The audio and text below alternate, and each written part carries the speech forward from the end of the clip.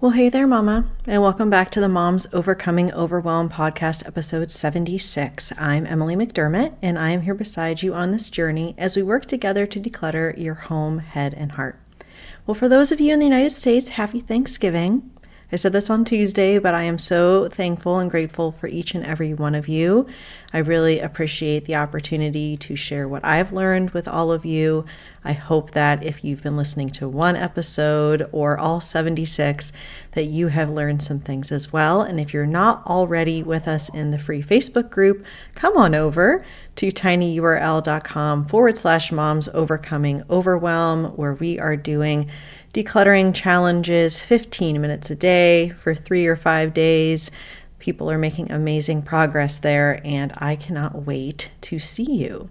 Well, today I have a very special guest, and it is Elizabeth Andreyevskiy. I hope, Elizabeth, that I'm saying it right. I totally second guess myself every time with her last name, but she is very kind and a great friend and mentor. I know she will forgive me. But Elizabeth, she is a stress coach for Christian moms and is the host of the Emotionally Healthy Legacy podcast, also a mom of 4, 3 boys and a girl. And Elizabeth is super passionate about mental health, emotional wellness, and motherhood, and she supports stressed Christian moms in overcoming anger and embracing emotional stability, empowering them to leave an emotionally healthy legacy for their children's lives. And today we're talking about her best tips about how we can improve our emotional resilience, our stress resilience, to stop being an angry mom, to deal with the mom rage, which is a real thing that you might be experiencing. And I never really thought I was angry until I became a mom. It's been a huge journey for me personally. I love talking to Elizabeth about her journey and also these really practical steps that you can take.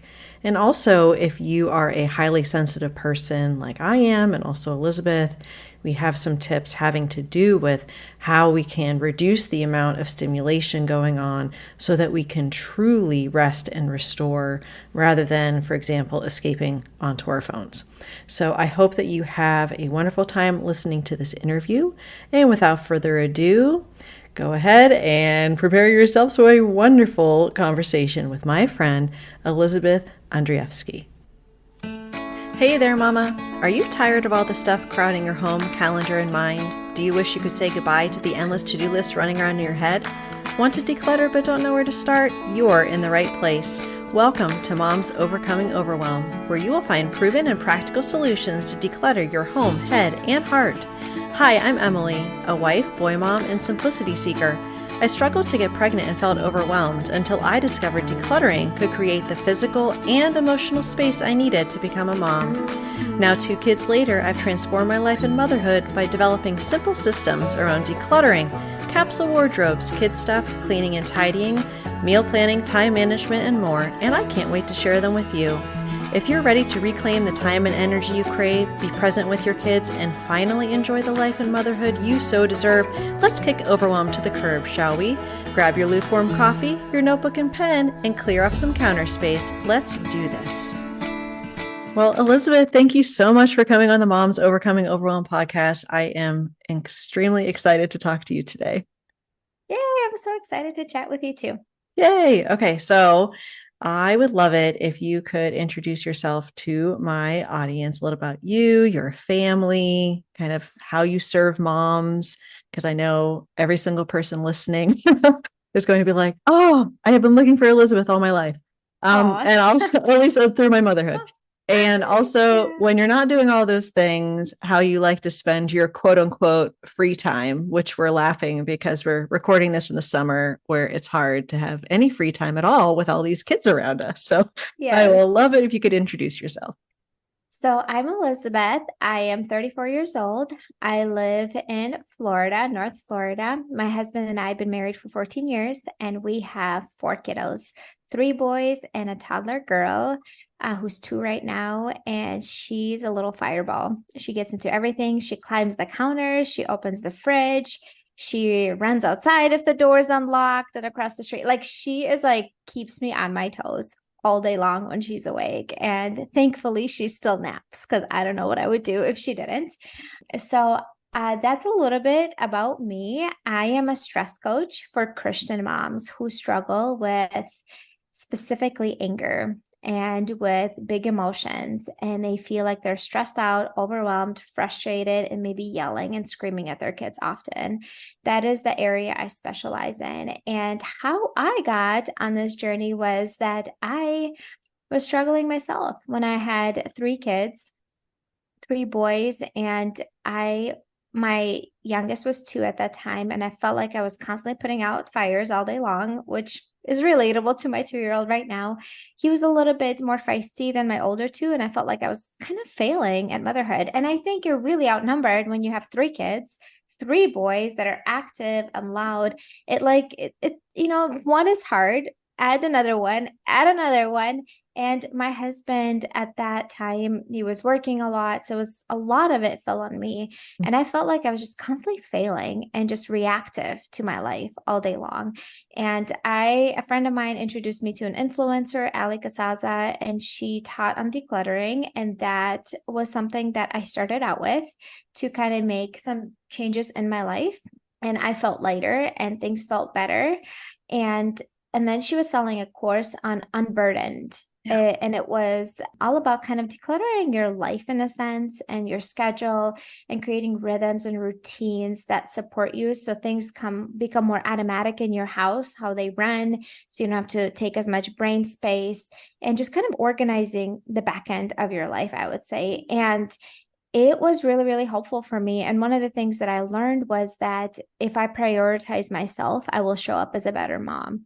And I started doing something that I haven't done before. I started getting up in the mornings before my kids. I had 3 young kids that slept through the night. I had no excuse not to. They went to bed at 7.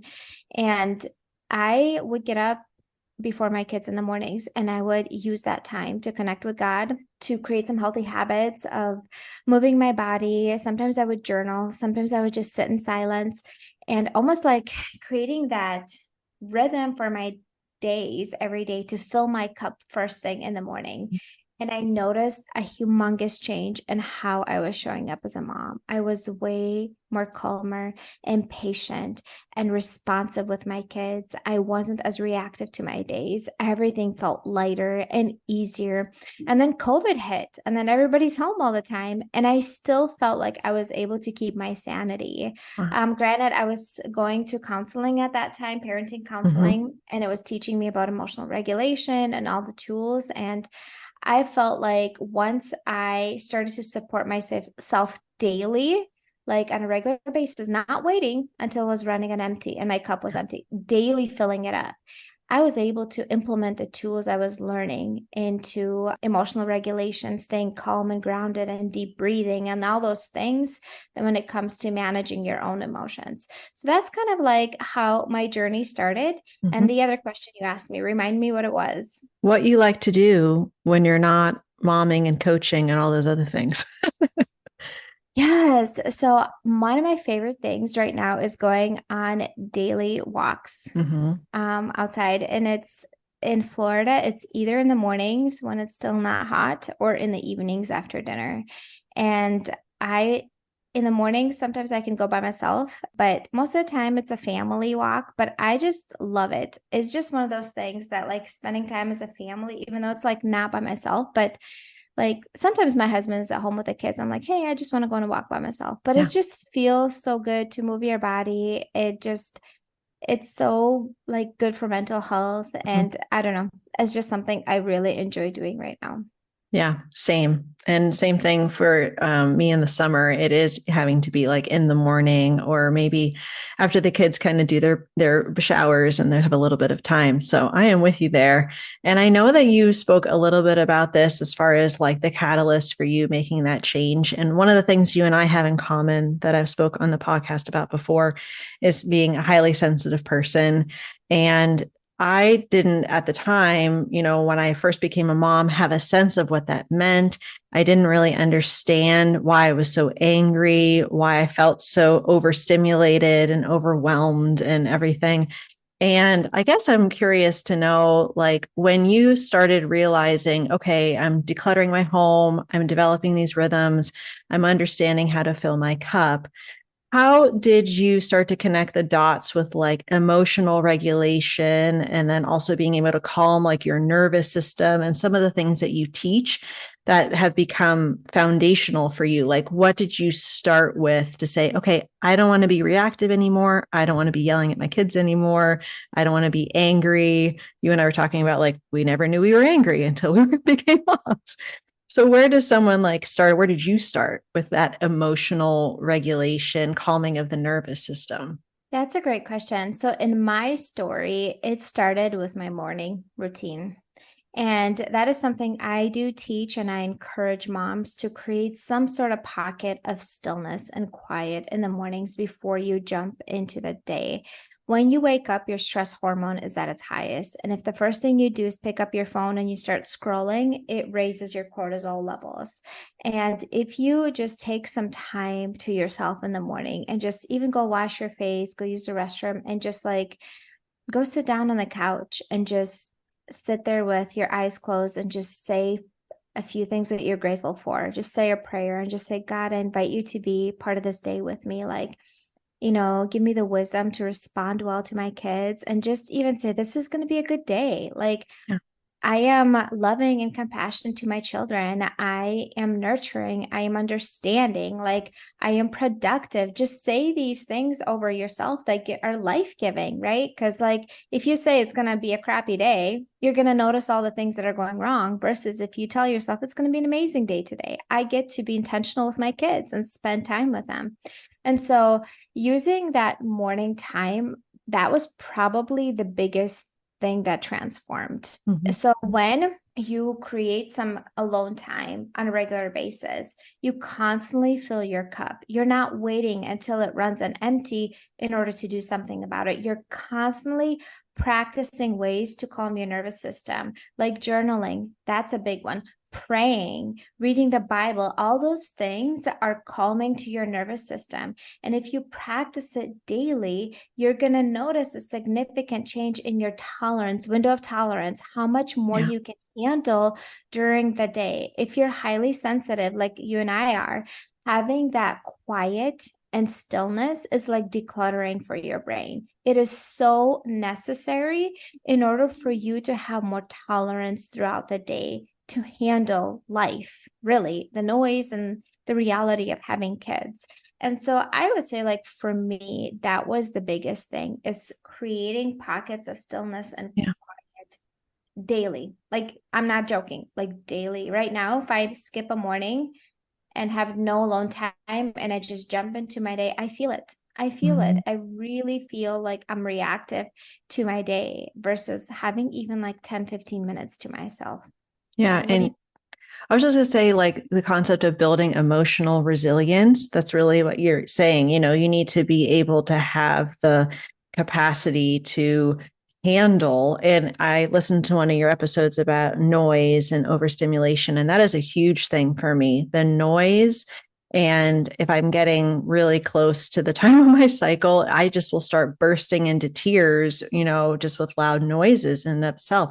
So if I don't set myself up for success at the beginning of the day, like you said, and I think it's so important, and I know you speak to this, that time on our phone is not what we want because that is actually raising, like you said, the cortisol levels and it is overstimulating us more. So a mom just joined my group. She says, I feel overstimulated by my kids and I find myself escaping on my phone to cope.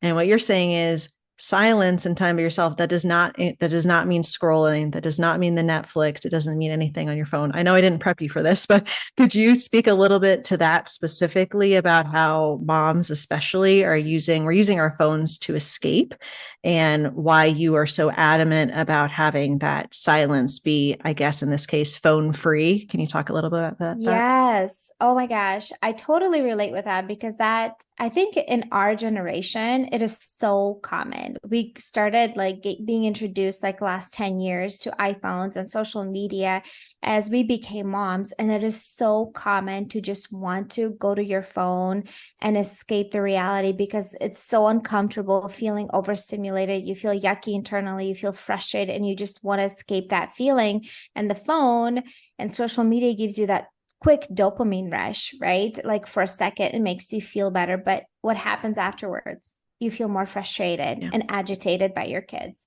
So what it does, it actually increases your stress hormone instead of calming your nervous system. So one of the biggest tips I would tell you is put your phone in it. First of all, turn off all notifications on it, Yeah. period. That is like the number one thing that you will notice such a huge impact with feeling overstimulated. Turn off all notifications. The only notifications I have is when I get a phone call and when my husband or my mom texts me. That's it. I have absolutely no vibration, no dings, nothing on my home screen, nothing until I open my phone. And let's say I don't have social media right now, but if I open the Instagram app, then I see Yeah. notifications. No circle, nothing. Because the reality is, if your kids will need you, they're having a hard moment, and you keep hearing notifications from a group text, you're going to be pulled in multiple different directions. That's overstimulation. That creates more overwhelm. So that is one thing. The other thing is like, I am so intentional with putting my phone down. Like, I decided that I am an intentional mom. It's a decision that you can start making today. Like, I get to decide that this is who I am now, and it becomes part of my identity as a mom. Yeah. Is I am intentional. I'm intentional with my time. I am intentional. If you need to speak that over yourself in front of the mirror, I am an intentional mom. I'm intentional with my time. I'm intentional with my words. I'm intentional with my habits. I am intentional. And an intentional mom, how would she act around her phone? Mhm. Right? She would put it away because it's distracting her from reality of her kids. And so with me, when I feel overstimulated with my kids, I, depending on the day, sometimes I can send them outside if they're getting along pretty well and be like, go jump on the trampoline. I live in Florida, so it's nice most of the year. I will send them outside. Sometimes if it's not nice outside, I will turn on screens for Mhm. them for my own sanity. Yeah. And I will leave my phone in the kitchen and I will go into my room and I will lay down on my bed and close my eyes and just lay there for 5 to 10 minutes. Nothing, no stimulation, no scrolling, nothing. I had to do that yesterday. I came from church after hanging out with people and talking to people and just like having communication. Like I came home, I'm like, I need a moment. I told my husband, I'm like, please be with the kids for a little bit. I just literally need 5 minutes to just lay on my bed, on my pillow with my eyes closed, no stimulation. I had that moment.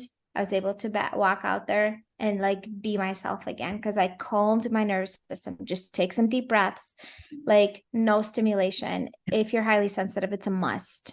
Oh, definitely. That's so helpful because I think that when we look at our phone as like when you're talking about putting it away, that you're putting it in its proper place, right? What is its proper place in our lives? Like if I'm an intentional mom, the proper place is not that it's with me all the time. I can put it down because it is not as important as the other things. And like you said, the distraction and the pulling of our attention, we don't need more things to distract us.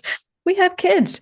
They are very helpful at pulling us, literally, or also pulling our attention to different things. And I know that this is incredibly helpful just as far as like how to build our window, our capacity, like you said, and then also our emotional resilience. And besides, I guess, phones and notifications and not kind of having that intentional time in the morning, are there other kind of like bad habits or habits we should sort of steer clear of in order to make sure that we're not being overreactive, impatient, and angry? What would you recommend to the mom that's like, oh, yes, I am running on empty.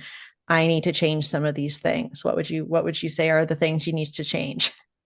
Yes. So, you had such a great episode with Rachel, I believe, on Mm-hmm. stress, and you guys talked about sleep and the Yeah. importance of sleeping and eating meals.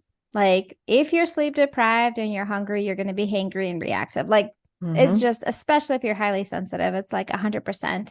No matter how much emotional regulation tolerance you have, if you're running an empty on those areas, those are basic needs that absolutely need to be met. They were created by God. Like you need rest, you need sleep, and you need to nourish your body in order for your brain to have more focus on emotional regulation. Because if you're sleep deprived and tired, all your brain can think is like, I feel tired, I am hungry, I feel hungry. It's focusing on the unmet needs. So those are like habits that moms oftentimes like they might scroll on their phones late at night and to escape their day. Again, another habit, put your phone in a different part of the house when you go to sleep.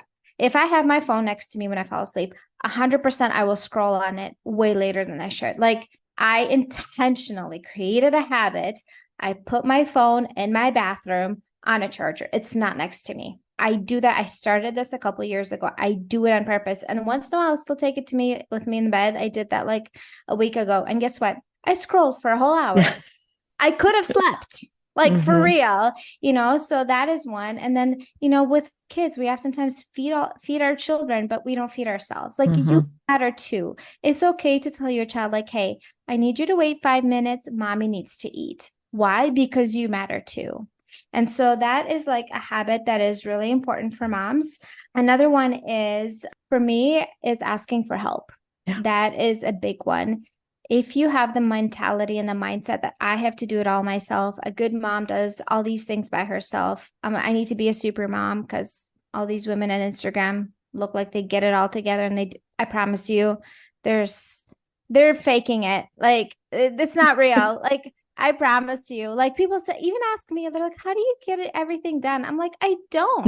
Like, have you seen my laundry pile? Like I don't get everything done. I ask for help a lot. Mm-hmm. Ask for help, especially if your children are older than 5. Like they can do chores. They can fold their own laundry. They can load and unload the dishwasher. My oldest one mows the lawn. They wash the floors in the house. They take out the trash. Like my 2 are older right now and they're in Minnesota for a month. I feel it. There's a ton more chores on me right now because they're gone and they do a lot of the stuff around the house. And I delegate that to them because they're part of the family. And Yeah. so then I feel less stressed out. I feel less overwhelmed because they do that task. Mom, can we watch TV? Yes. After you do XYZ. Mm-hmm. There you go. Like Yeah. so much easier. Like it's just easier. Can I play Xbox? Yes. After you do this. Mm-hmm. Okay. They're motivated to do it. So those are like things that I like really say that moms need support in. And then another one that I want you to leave with is overcommitment. That's a Yeah. big one. When you are overcommitted, you will feel stressed out. You will feel even more overwhelmed. You will feel short fused with your family because you're rushing, rushing, rushing, like running late. Mm-hmm. Anybody lose their cool? Like I think everybody, like at some point, like, and if you're overcommitted, you're gonna end up rushing late quickly, right? Yeah. All the time because you have so much on your schedule. Like you need to have several days a week where you're just home. Like I'm highly sensitive. I naturally get overstimulated, overwhelmed quickly, and stressed out quickly. That's my natural tendency. So guess what? I can do 2 days a week, maybe 3 in the evenings where we're out of the house. I have to have evenings at home to Yeah. decompress, to wind down. Like I do not do well when we go, go, go, rush, rush, rush. If I have a thing going on for the day, it's the one thing. Like today, I have my podcast recording. I'm Mm-hmm. not going grocery shopping. I'm not having a play date as well today. Like I have one main thing for the day. So then I have space on the other parts of my day to have life happen, Yeah. right? And just even like have room to decompress. Because if you have no space to decompress, you are overwhelmed and overreactive. You need that time to calm your nervous system and to feel less reactive. When you're stressed out, you're overwhelmed, your nervous system is overloaded, and it doesn't have the capacity to emotionally regulate. Mm-hmm. And that's why you're short fused. It's not because you're a bad mom, it's because you're struggling. Yeah. I feel that very much because I am not friendly if we're running late. And also, just as far as like my kids will notice and how I am if I am rushing them from thing to thing to thing. And it is so easy, especially in American culture, to like have kids doing a million activities and just taking them from thing to thing to thing. And I just refuse to do that. Now, right now, my kids were doing swim lessons and that's it. And I am a little bit concerned, honestly, for when they're getting older and there's all these opportunities for the different sports and clubs and whatever, because I need to not be rushing around everywhere. And I also want to show them and model to them why it's important for us to have margin in our schedules and to not overcommit, because that is not a good talk about emotionally healthy legacy. The name of your podcast. The legacy I want to leave is one where they recognize it's important to just be at home with family. You know, we have dinner together in our home like 99% of the days. And I really want to keep it that way. It's important to me. That's our family value, but that's not the culture that's around us. So it's really looking at like, I recognize that this is countercultural, but this is what I need in order to show up how we want to show up, right, as moms. And so those are incredibly helpful. Thank you. Good reminders for me as well. And I would say, is there anything else, again, as far as like habits or anything else you want to share before we wrap up? I wanted to leave your listeners with this quote that I have said many times, but I will leave it with them as well. Nobody benefits when you're running on empty, and nobody suffers when you take care of yourself as a mom. Yeah. We oftentimes feel like it's selfish to take time for ourselves. And I would challenge you is to think about, well, how do you show up when you're run down, burnout, overwhelmed? You feel resentful, bitter, easily agitated, frustrated. And how does it affect your relationship with your kids? Right. And guess what? There's a real enemy out there who doesn't want you to have a good relationship with your kids, who has created all these cultural activities, right? I think it's part of his plan to keep families so busy all the time that they have no time to connect with each other, that they're rushing, that they're overreactive. Like, I really think that's one of his tactics to mess with us, even as Christians. And we oftentimes like don't give it much thought, but it really does affect you. How do you show up as a mom when you have all these activities on your schedule? You're really overwhelmed, really. And then you're short with your kids, you're short with your spouse, you have no time to connect with them. You are agitated, disrespectful, and like just unpleasant to be around. And I don't want that memory for my kids about me. Like, I want them to remember family dinners and Yeah. family walks. And you're right. I kind of like feel a little bit more concerned that my kids are growing up. My oldest son's like, I want to play football. And we have to like really think about it like, okay, how much time is it going to take out of our schedule?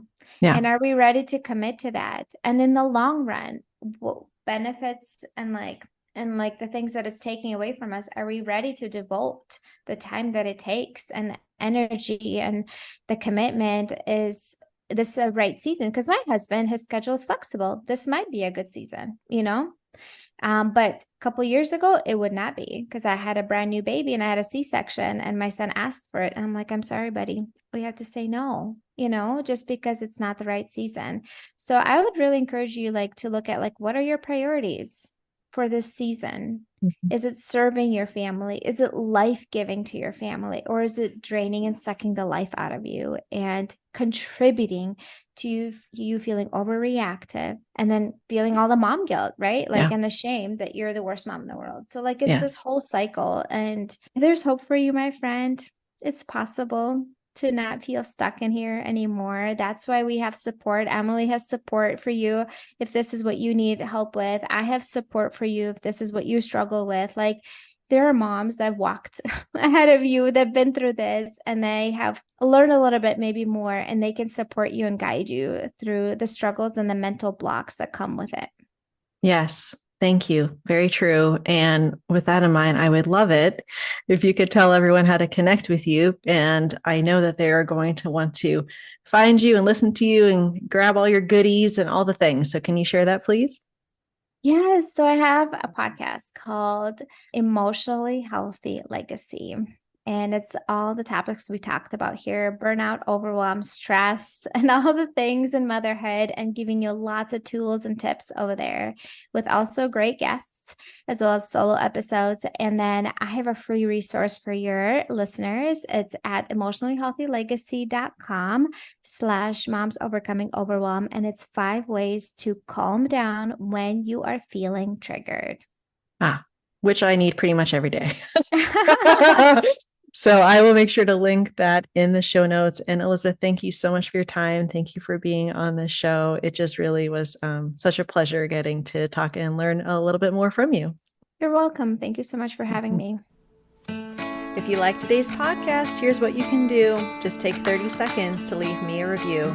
I know you're a busy mama. You're overwhelmed, in fact. But 30 seconds of your day makes such an impact. I'll be blessed by your words. They'll definitely make my day. And who knows, you might be entered for this month's giveaway. In Apple Podcasts, scroll down to write a review. Thanks so much for your time. I'm so grateful for you.